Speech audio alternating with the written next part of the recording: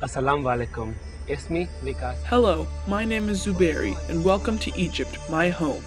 I am a 39-year-old farmer. My wife Kebi and I have two children.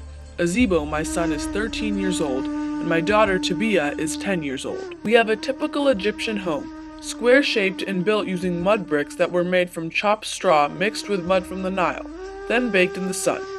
It is a simple home with an earthen floor covered with reed mats and palm rafters at the ceiling. There are a few painted scenes of everyday life inside our house. We also have a stairway leading to a flat roof containing a vent for catching cool breezes together with storage bins. During the hotter months, we cook, eat, and sleep on our roof. Being a farmer, I only have two main rooms, one to sleep in and our backyard kitchen. Luckily, we have a grinding floor to make bread and beer. However, shunned by the wealthier Egyptians, we end up eating dried perch, catfish, carp, and mullet. The fish is cleaned, cut up, fish eggs are set apart for later, and then we eat the fish either dried or boiled, roasted or pickled in brine. Beans, onions, garlic, leeks, lettuce, and cucumbers are also eaten often. We store our food in pots and keep them in the two cellars we have underneath our home.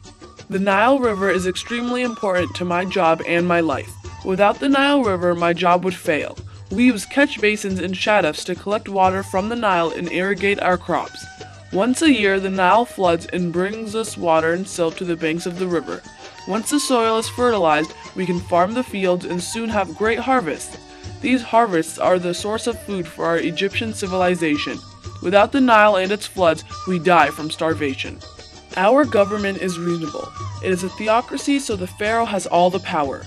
Next come the high priests and viziers, then the royal overseers, district governors, scribes, craft workers, and lastly the farmers. According to the pharaoh, slaves aren't even on the pyramid, so I'm thankful that I at least get to be part of the class system by falling into the farmers section.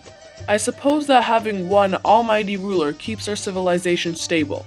However, sometimes I believe that the pharaoh should seek guidance from his or her people.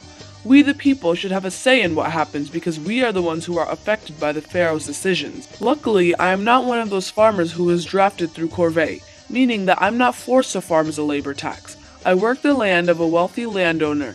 He pays me in food and clothing for my family. But my family and I rent land from the landowner by giving him a percentage of our crop yield as payment. Unfairly, only craftsmen and peasants have to pay taxes in the form of goods or labor. None of the middle or upper class families have to, and they're the ones who are wealthier and actually have something to give. The collection amount is based on the flood of the Nile each year.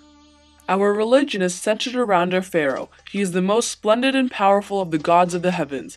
Everything the pharaoh does, the laws he makes, the monuments he builds, affects my life. Being polytheistic, fortunately we have at least two statues of our protective household gods and goddesses, Bes and Taweret, residing in our home. The religious tradition of mummification and being buried in the Valley of Kings will not apply to me. It would be a great honor to be buried there, but an Egyptian farmer like myself has no place in the Valley of Kings. Instead, I will be buried in the sand and then go to the afterlife. I am quite far away from the class of a pharaoh. However, I relate myself most to King Tutankhamun. He really didn't do much, just like me.